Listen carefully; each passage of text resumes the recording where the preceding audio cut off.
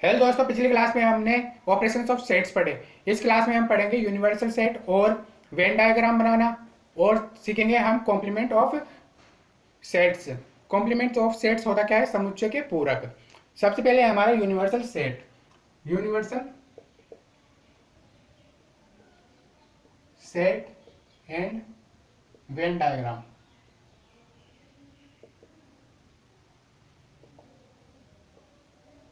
सबसे पहले हमारे पास यूनिवर्सल सेट होता क्या है?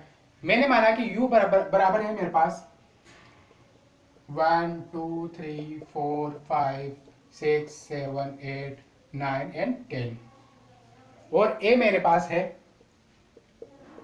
1 2 3 4 5। तो मैं क्या देख रहा हूं? a के सभी एलिमेंट क्या है? u में आ रहे हैं। तो मैं कह सकता हूं कि a जो है u का सबसेट है। एक a u का एक उपसमुच्चय है। तो हम क्या है, एक के सभी एलिमेंट्स को किस में दर्शा सकते हैं? u में दर्शा सकते हैं। अगर मैं u का वेन डायग्राम बनाऊं, u का वेन डायग्राम बनाने के लिए हम हमेशा एक आयत खींचते हैं। सबसे पहले u को हम एक आयत से वो करते हैं, रिप्रेजेंट करते हैं वेन डायग्राम में u। और उसके जितने भी सबसेट हैं उसको हम सर्किल द्वारा उसके अंदर लिखते हैं। जैसे कि हमारा सबसेट है a, तो a किसके अंदर आएगा? आयत के अंदर। वो भी सर्किल बनाकर दर्शाऊंगा मैं उसे। तो ये क्या हो गया? a। अब a में कौन कौन से एलिमेंट आ रहे हैं? 1 2 3 4 5। तो इसमें मैं दर्शा दूंगा 1 2 3 4 5। और जो बाकी के सभी एलिमेंट्स है यू के, वो किसके बाहर आ जाएंगे? a के बाहर आ जाएंगे। ये वाले 6 7 8 और 9 10, 6 7 8 9 10, ये सभी इसके बाहर आ जाएंगे। ऐसे हम और भी दर्शा सकते हैं। तो यूनिवर्सल सेट आया। इसी प्रकार से अगर हम रियल नंबर्स ले, रियल नंबर्स हमारे क्या है? रियल नंबर्स में कौन कौन से नंबर्स आ गए? हमारे सभी इंटीजर्स आ गए, सभी नेचुरल नंबर्स आ गए, सभी होल नंबर्स आ गए। तो मैं क्या कह सकता हूं? रियल नंबर्स में इन सभी को दर्शा सकता हूं, इंटीजर्स को दर्शा सकता हूं, नेचुरल्स को दर्शा सकता हूं, होल नंबर्स को दर्शा सकता हूं। तो मैं कह सकता हूं कि रियल नंबर जो है एक यूनिवर्सल सेट है। इसको मैं क्या मान सकता हूं? एक यूनिवर्सल सेट मान सकता हूं, रियल नंबर्स के सेट को। और ये इंटीजर्स को हम किससे डिनोट करते हैं? कैपिटल जेड से। और नेचुरल नंबर्स के सेट को किससे रिप्रेजेंट करते हैं हम? कैपिटल एन से। और इससे होल नंबर्स के कैपिटल डब्ल्यू से। इनमें कौन कौन से नंबर्स आते हैं इंटीजर्स में? तो माइनस इनफाइनाइट से प्लस इनफाइनाइट तक। और नेचुरल नंबर्स में 1 से लेकर इनफाइनाइट तक। और डब्ल्यू में होल नंबर्स में कौन से आ गए? नेचुरल नंबर्स में अगर 0 को भी ऐड कर दे तो वो होल नंबर्स में आ जाएगा। 0 1 2 3 से लेकर इनफाइनाइट तक वो होल नंबर्स में आएंगे। तो आया समझ में कि रियल नंबर्स को हम किस यूनिवर्सल सेट कह सकते हैं? क्यों? क्योंकि इसमें हम इंटीजर्स को भी दर्शा सकते हैं, नेचुरल नंबर्स को भी दर्शा सकते हैं, होल नंबर्स को भी दर्शा सकते हैं। कुछ वेन डायग्राम आप लोगों के सामने बनाकर दिखाता हूं ताकि आप लोगों को और अच्छी तरीके से समझ आए। कौन से मान लो कि मुझे ए इंटरसेक्शन बी का एक वेन डायग्राम बनाना है। तो मैं कैसे बनाऊंगा? सबसे पहले मैं क्या करूंगा? यूनिवर्सल सेट का वेन डायग्राम बनाऊंगा यू। फिर उसके अंदर ए और बी को दर्शाऊंगा। ए क्या है हमारे पास? ये।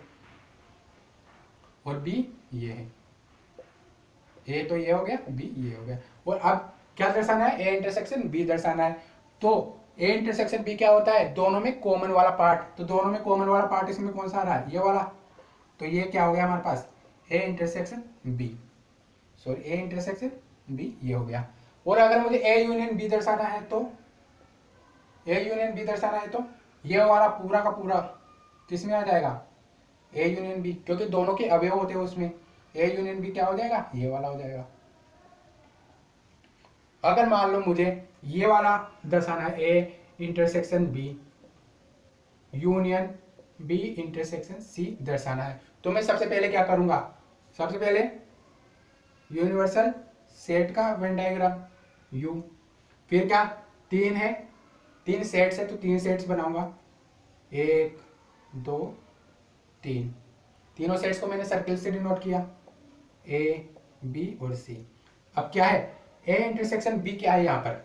ए इंटरसेक्शन बी, ए और बी के कॉमन वाला पार्ट ये वाला है, और बी इंटरसेक्शन सी, यानी कि बी और सी के कॉमन वाला पार्ट क्या है, बी और सी ये रहा, इसके कॉमन वाला पार्ट ये रहा हमारे पास, ये वाला पूरा। और अब इन दोनों का यूनियन पूछा है, इसका यूनियन और इसका यूनियन। तो कैसे निकालेंगे, दोनों को कंबाइन कर देंगे। ये तो क्या है, बी इंटरसेक्शन सी, और ये क्या है, A intersection C, A intersection B. तो दोनों के अवयवों को एक साथ लिखने पर क्या आएगा, यूनियन आएगा। तो ये पूरा का क्या, पूरा क्या कहलाएगा हमारे पास, A intersection B union B intersection C कहलाएगा। अब देखते हैं कॉम्प्लीमेंट ऑफ सेट्स, समुच्चयों के पूरक, कॉम्प्लीमेंट ऑफ सेट्स यानी कि समुच्चयों के पूरक।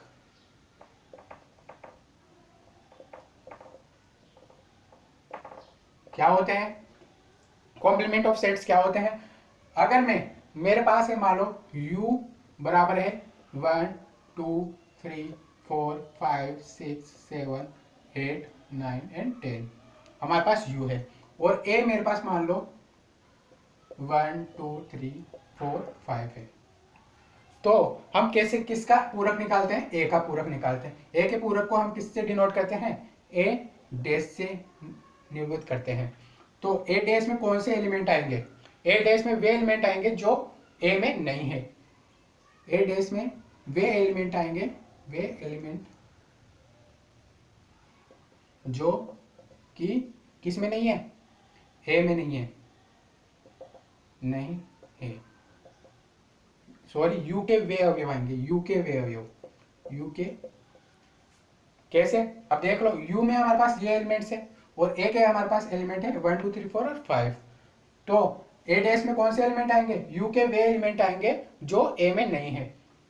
तो a में क्या है 1 2 3 4 5 है, तो इनको छोड़कर जितने भी एलिमेंट है u में वो किस में आएंगे, हमारे पास a डैश में आएंगे।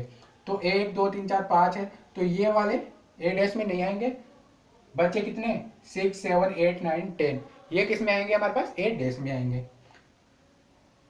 6 7 8 9 10, ये हमारा a डैश हो गया। a डैश की डेफिनेशन क्या हो गई, u के वे एलिमेंट जो कि a में नहीं है।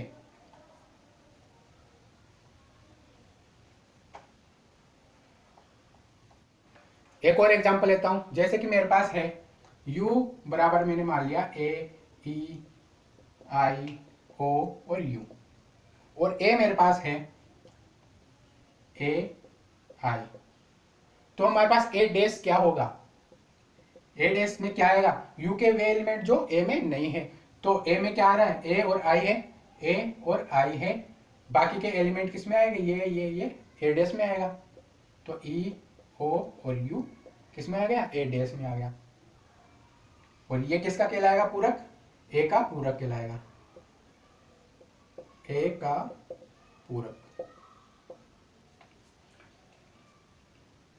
अब इसकी कुछ प्रॉपर्टीज है वो आप लोगों को बताता हूं। सबसे पहली प्रॉपर्टी हमारे पास है, फर्स्ट प्रॉपर्टी है हमारे पास a यूनियन a डैश किसके बराबर होगा, हमेशा u के बराबर होगा, और a इंटरसेक्शन a डैश हमेशा किसके बराबर होगा, 5 के बराबर होगा। कैसे, जैसे कि हमने माना था u बराबर 1 2 3 4 5 6 7 8 9 10, ये माना था, और a हमारे पास क्या था 1 2 3 4 5 माना था। तो a डैश क्या होगा, a डैश क्या होगा, जिसमें u के वे एलिमेंट जो a में नहीं है। तो a में तो क्या आ रहे हैं 1 से लेकर 5 तक के, बाकी के इसमें नहीं आ रहे, तो a डैश में बाकी के आ जाएंगे 6 7 8 9 एंड 10। अब क्या बोल रहा है, a यूनियन a डैश, अगर मैं a यूनियन a डैश करूंगा, a यूनियन a डैश करूंगा तो क्या आएगा मेरे पास, दोनों के एलिमेंट्स को एक साथ लिखूंगा, तो क्या आ रहा है हमारे पास 1 2 3 4 5 6 7 8 9 एंड 10। तो ये तो हमारे पास किसके बराबर आ गया, u के बराबर आ रहा है। तो ये तो फर्स्ट प्रॉपर्टी हो गई। ए यूनियन ए डैश बराबर किसके होगा, यूनियन के। ऐसे ही ए इंटरसेक्शन ए डैश करूंगा तो ए इंटरसेक्शन ए डैश में क्या आता है, ए इंटरसेक्शन ए डैश में क्या आता है, दोनों का कॉमन, दोनों में कॉमन तो कुछ आ ही नहीं रहा, तो मतलब इसका फाई हो गया। और यही है हमारी फर्स्ट प्रॉपर्टी। दूसरी प्रॉपर्टी है हमारे पास डी मॉर्गन का नियम। डी मॉर्गन का नियम हमें क्या कहता है, अगर मैं ए यूनियन बी का पूरक करूं तो वो हमेशा किसके बराबर होता है, ए डैश इंटरसेक्शन बी डैश के। और दूसरा है, अगर मैं ए इंटरसेक्शन बी का पूरक करूं तो वो हमेशा किसके बराबर होता है, ए डैश के यूनियन, ए डैश का यूनियन किसके साथ, बी डैश के इक्वल होता है। ये कैसे होता है, अगर मैं वेन डायग्राम से हम इसे समझना चाहे तो मैंने ए यूनियन बी बनाना है, मुझे ए यूनियन बी पहले, ये क्या हो गया हमारा यूनिवर्सल सेट हो गया, उसका वेन डायग्राम हो गया। अब मुझे बनाना है A union B, A union B बनाया मैंने, ए और बी, ए यूनियन बी तो ये हो गया पूरा का पूरा। अब क्या करना है, इसका पूरा करना है, तो ए यूनियन बी का डैश क्या हो गया, ए यूनियन बी डैश क्या हो गया, ये हो गया, ए यूनियन बी डैश ये हो गया। क्यों हो गया, क्योंकि ए यूनियन बी डैश का मतलब क्या है, ए यूनियन बी डैश में क्या आएंगे, वे एलिमेंट जो ए यूनियन बी में नहीं है, तो ये वाला पूरा किस में आ जाएगा, ए यूनियन बी डैश में। इसी तरीके से अगर मैं अलग अलग करूं, ए डैश और बी डैश का इंटरसेक्शन अलग अलग करूं तो कैसे आएगा, पहले मैंने बनाया ए और फिर बनाया बी। अब ए का जो डैश होगा, ए का डैश क्या होगा, जिसमें ए के अलावा सभी एलिमेंट्स आ रहे हैं इसके, तो ये वाले तो क्या होगा पूरा का पूरा इसको लेकर के ए में आ गया। और बी डैश क्या होगा, बी डैश में ये वाला पूरा आएगा, ये वाला पूरा आएगा, इसको छोड़, ये वाला इसको छोड़ करके, है ना। और अगर मैं दोनों का इंटरसेक्शन करूंगा तो हमेशा हमारे पास आएगा क्या, ये तो हमारे पास इंटरसेक्शन का मतलब क्या है, दोनों में कॉमन, तो ये तो इसमें तो हमारे पास बी डैश में तो ये आ रहा है, बी डैश में आ रहा है लेकिन ए डैश में नहीं आ रहा, और ये ए डैश में आ रहा है लेकिन बी डैश में नहीं आ रहा बस, और बाकी का तो सब दोनों में आ रहा है, यानी कि ये क्या हो गया, बाकी बचा हुआ इसके अलावा ये क्या हो गया हमारे पास, ए डैश इंटरसेक्शन बी डैश, और दोनों हमारे पास क्या आ रहे हैं, सेम आ रहे हैं। तो ये कहना चाहता है हमारे पास डी मॉर्गन का नियम। इसी तरीके से हम दूसरा भी ऐसे कह सकते हैं कि ए इंटरसेक्शन बी का डैश किसके इक्वल होगा, ए डैश यूनियन बी डैश के इक्वल होगा। इसका वेन डायग्राम आप बनाकर देखना, इक्वल आएंगे दोनों। तीसरी प्रॉपर्टी है हमारे पास, अगर मैं ए डैश है हमारे पास, उसका मैं दोबारा से क्या करूं, पूरक करूं, तो हमारे पास हमेशा ए के इक्वल आएगा। कैसे, जिसे इस अगर मैं वेन डायग्राम बनाऊं इसका, ये हमारा क्या हो गया, यूनिवर्सल सेट। फिर अब अगर मैं इसमें ए दर्शाना चाहूं, ए तो ये हो गया, अब और ए डैश क्या हो गया, ये पूरा का पूरा ये ए डैश हो गया।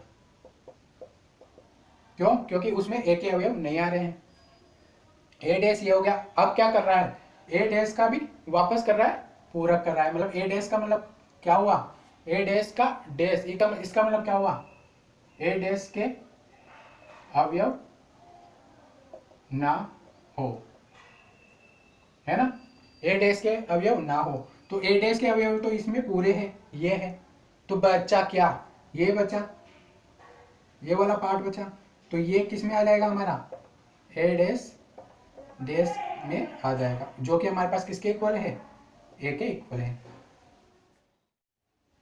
फोर्थ प्रॉपर्टी है हमारे पास, अगर मैं u का डैश करूं तो हमेशा क्या आएगा, u का डैश करना है हमारे पास, u का डैश करूंगा तो